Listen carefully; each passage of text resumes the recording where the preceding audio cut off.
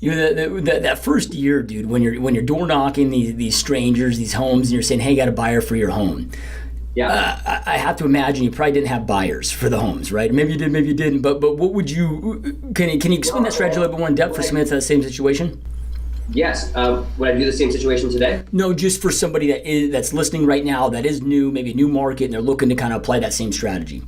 Yeah. Let me give you some. Let me give some advice. So, what I would do if I was if I came into a neighborhood, right, and I didn't, in an area that I wanted to work, and I didn't know anybody, probably the first thing I would do is I would join a team. Okay. So by joining a team, you're pairing yourself with the top producer, and that top producer is more than likely going to have a buyer that wants a certain something, a preference of a house in the neighborhood. They're going to tell you what they're going to want. That top producer is going to say they want a traditional home in this neighborhood. You go out and door knock, and boom, you got that buyer, right? Because that's what they want. Or you put an email blast out to people in your brokerage, and it's like, what's everyone looking for? And they'll send you within 2 seconds. You get 5 emails that says, I'm looking for so this, and this. Boom, you got a buyer. So you do have a buyer, right? Every agent out there has buyers. Call them, call 10 agents, like, what are you looking for? They'll tell you. You go door knock, and you have a buyer. So a seller will open that door, or you cold call the seller. It's the seller. When I cold call, let's start with door knocking first. So you door knock, and you say, I have a buyer for the property. You call that agent, you bring that buyer, and then they see the house. They don't like the house, and then you maybe do it. Like you said, let me bring another person by. You develop the relationship with that seller. They begin to like you, and they say, oh, you know what? This person's putting in a lot of effort. The next step is transforming that, and bring that lead into a listing, right? So you want at that point say, look, I brought all these buyers to your property, 2 buyers. You know, if we put it on the multiple listing service, you're going to be everywhere. You know, we're going to market your property. I'm going to spend a ton of money making sure I'm going to shoot a video. I'm going to spend money marketing it on YouTube and on Google and on Instagram, and I'm going to push that content so you get tons of views. And I'm going to shoot beautiful pictures of your property with an architectural photographer, and you transform that listing into transform that pocket deal into a listing. And then boom, you get the power of using every agent to see, because you expose the property. You tell people, you know, in order to sell the property, you have to expose the property, right? So that answers that question. Cold calling, I'll do the same thing. I'll have a listing of my own. And if the agent doesn't have, I have lots of listings, but if I didn't have a listing, I would look at other agents in my office and see what they have and be like, you know, there's buyers in my neighborhood who came to our listing at 1221 Norman Place, but they didn't like that property, or they missed out on that property. It's sold, it's in escrow, but they asked me about your property. Would you ever be interested in doing a private showing of your property with this buyer? And I got to tell you, it works. A lot of buyers, a lot of sellers, they go, yeah, bring that buyer. Sure, why not? I'm like, yeah, they're looking between 2 to 3 million. Obviously, you can look at that property and get a sense of what it's worth. You Google the listing, and then boom, you get your foot in the door that way. But you know, that's cold calling. They just want value. Sellers just want to know that you have a list of buyers to bring them. You have a list of pre-qualified buyers. It's all they want to know. It's real simple. You have a list of pre-qualified buyers, and you're going to get them the most amount of money possible. Can I show your property and make you a ton of money, make you a sale, get you your number that you want? If they're thinking of selling, they're going to say yes. If they're not thinking of selling, they're going to say no. And don't be turned down, like, oh, you know, I'm going to stop working now and I got turned down. No, that just needs to motivate you to pick up the phone and call more people and door knock, or go to an event where you're, you know, a special event. You know, one of my colleagues, he's in AA. He gets a ton of business by going to AA. It's amazing. But another one just uses his network of trainers. We workshop like 3 different trainers, work with other people, and he gives them referral fees when he's allowed to do that. It's just amazing. You know, you can sign up. Whatever you're good at doing, you need to hone in on your skill. You know what you're good at doing.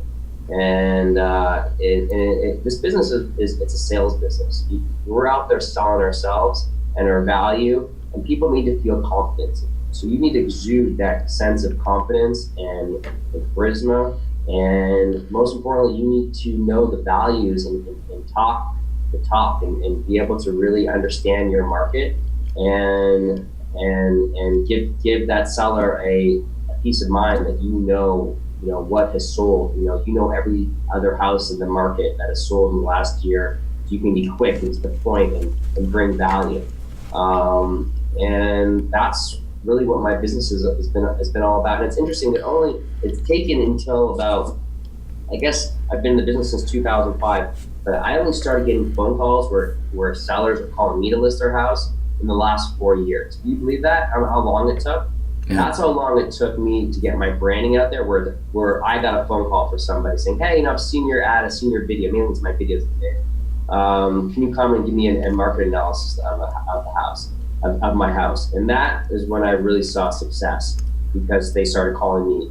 But until then, I was prospecting every day, even up to 5 years ago. I'm like, when's the phone call gonna ring? I gotta go every day. I'm hustling to get my phone. I'm hustling to get my check every day. Yeah. That's why I have so much, adoration for agents and brokers, because we don't have a paycheck that's coming in, and we're every day we wake up thinking, when's our next?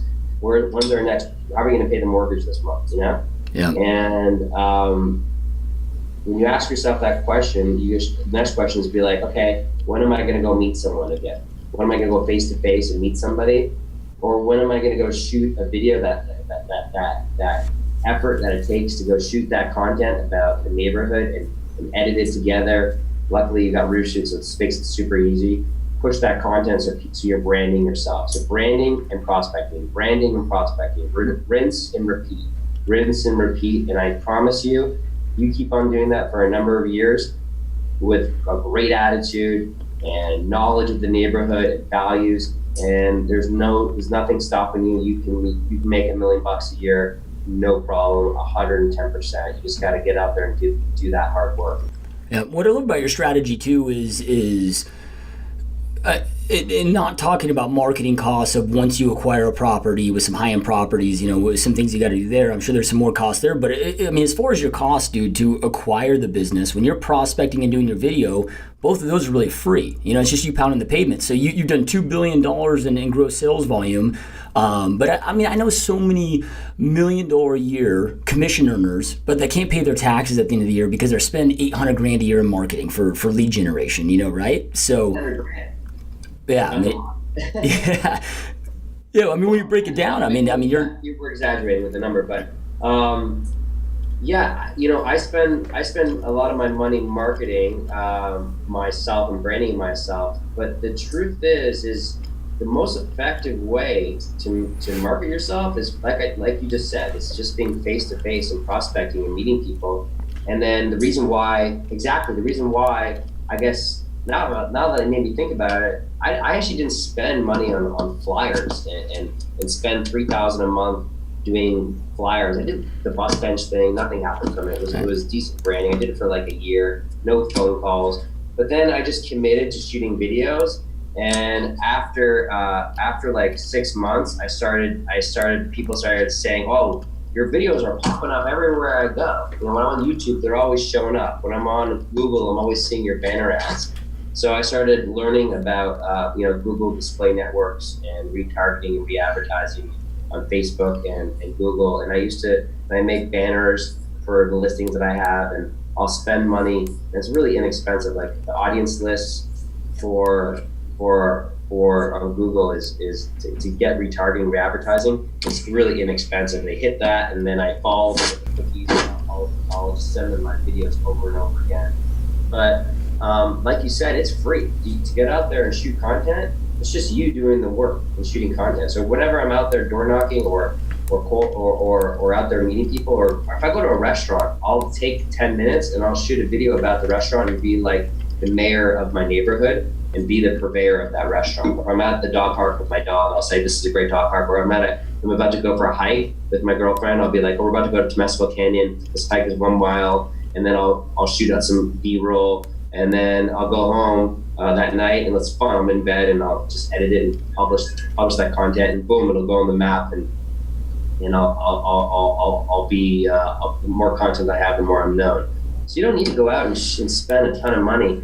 And it's a shame that all these, agents out there were spending all of our money on print and advertising and local newspapers, but really you can get out there and just do it all yourself with social media, right? You can just use these tools, Facebook, and pumping ads on Facebook and Google. And there's a reason, you go to Alexa.com, you see the top, the top 1,000 websites, and figure out how you can get in those websites, Twitter, LinkedIn, and Snapchat, and pushing content to all these places.